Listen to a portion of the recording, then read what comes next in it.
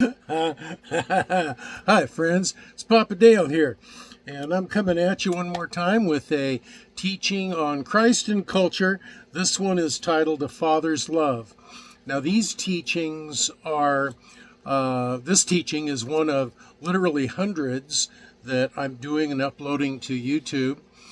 Most of them I've already made and printed them and published them as articles in the past.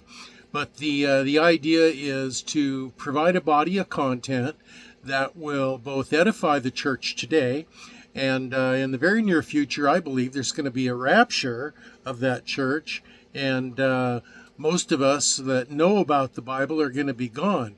We're going to be out of here. We're going to be living with the Lord Jesus Christ. You won't have access to anything that we know or that we've learned or that God has shared with us. So the purpose, part of the purpose for doing this is so it'll be a body of content that the Holy Spirit can direct you back to if you're left behind after the rapture.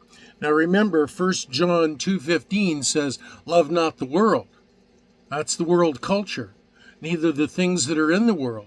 If any man loves the world, the love of the Father is not in him. So you have to love Jesus Christ in the highest priority. He has to be most important to you, over and above all other things. That's what that verse means. Who am I? I'm Papa Dale. I am a retired pastor, teacher, theologian, evangelist, chaplain, done a lot of things in my 50 plus years of service to the Lord Jesus Christ. If you want to know more about that, there is about a 4.5 minute video that I made. It says Papa Dale Intro, I think is the title, video number 00. You can find that on most any of the playlists that are Bible related on this YouTube channel.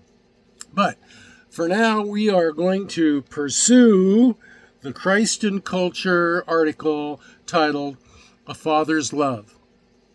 Now, I realize that not everyone has as great of a father as my brother and I had. He was awesome beyond description.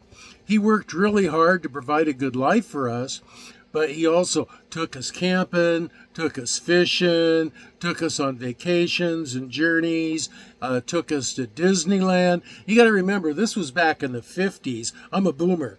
I was born in the late 40s, for crying out loud. The first half of the last century. I'm old, but it's okay because I'm going to live forever. So actually, I'm just a whippersnapper in terms of eternity. But anyway, I digress. My dad was a great, great, great dad.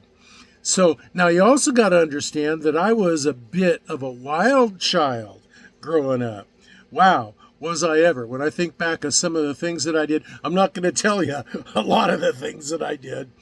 But when we were little, my brother and I, one thing, when we were really little, I mean 6, 7, 8 years old, my brother and I would make darts with stick matches and pins. Take a pin, put it on the end of a match, wrap a thread around it to hold it in place, and then slit the end of the match and put in little pieces of papers to make fins, and it would make a dart. And then we would throw these darts at each other. That's pretty brazen for a 7-year-old or so.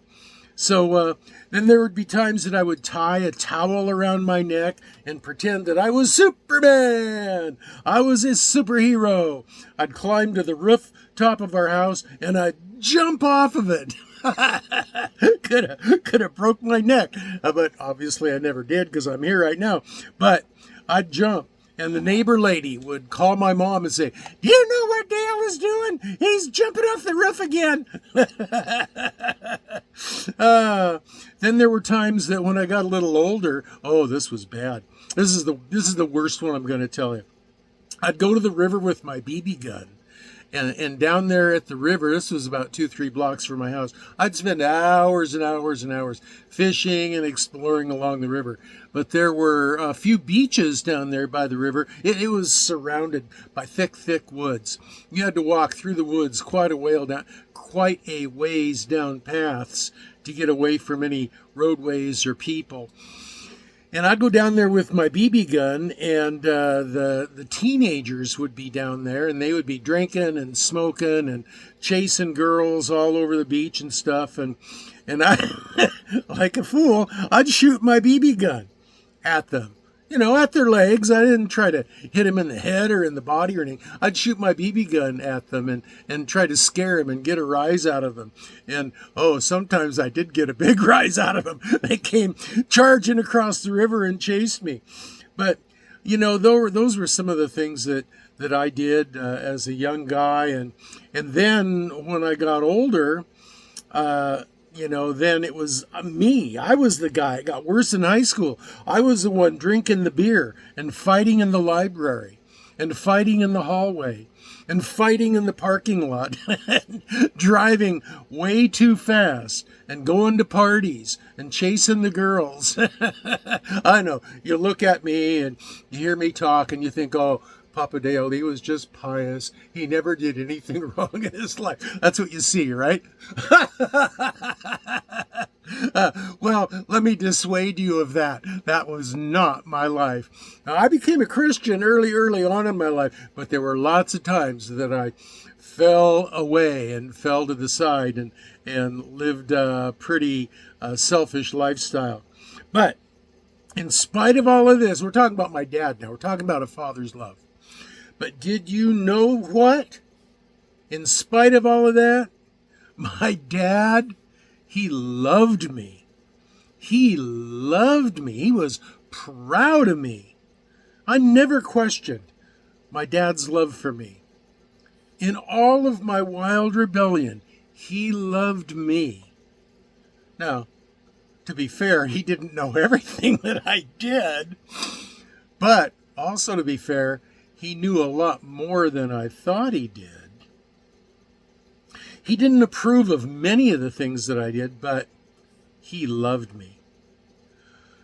Oh, I often paid the consequences for my misbehavior, but never did he threaten to throw me out of the family. He instantly forgave me for the little things, and then he corrected me on the bigger ones. Now, I loved my dad. I was committed to him as only a son can be. He was the best. Now, do you see God as a perfect being sitting on his throne in heaven, all in white, looking down with binoculars at your life, just waiting for you to mess up?